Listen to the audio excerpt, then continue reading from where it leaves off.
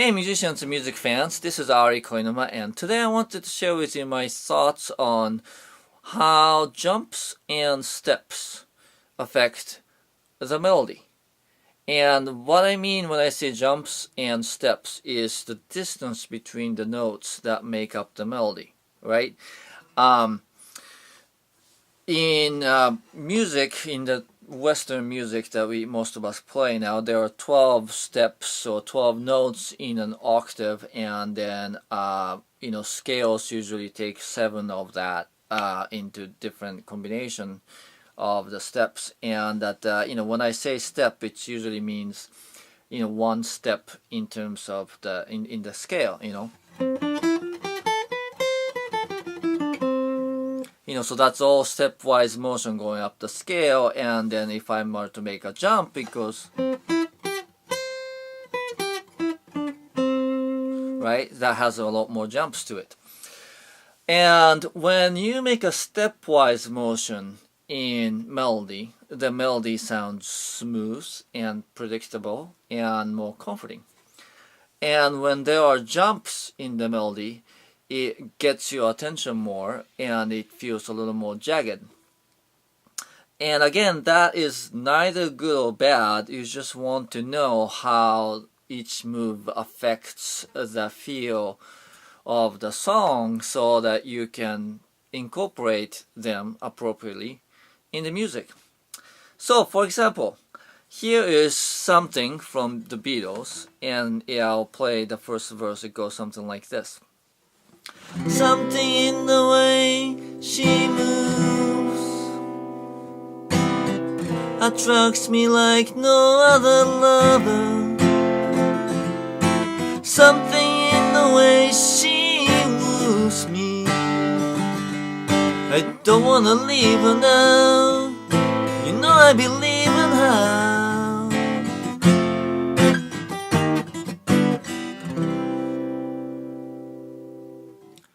So if I were to play that melody on a guitar, it goes something like this.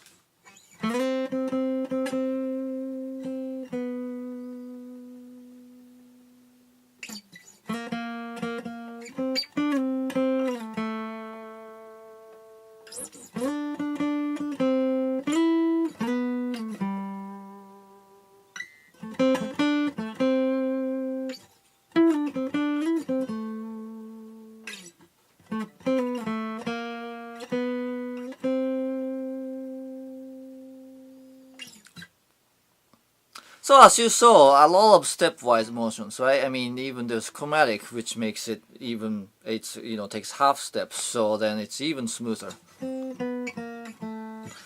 And when you take stepwise motions, it just feels smoother, more settling, more comforting, and it's just perfect for this song because it just really, you can get the warm and fuzzy feeling of the main character in this song from that line. Now contrast that with something like Sting's If I Ever Lose My Faith in You, which has these huge jumps. It goes something like this. If I ever lose my faith in you,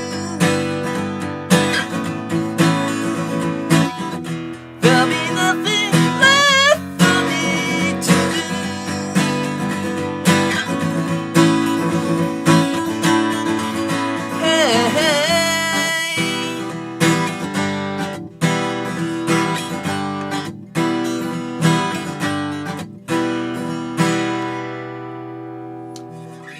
So if I were to play that vocal melody, it goes like this.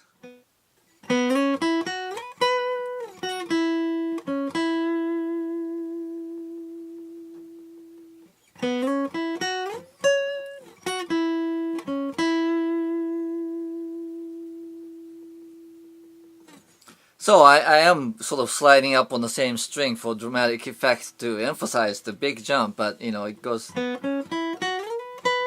That's a fourth, that's a big jump. And then it's even bigger the next time. Right? And that's a big jump in the melody there. It's just like really, it's dramatic and it just catches your attention.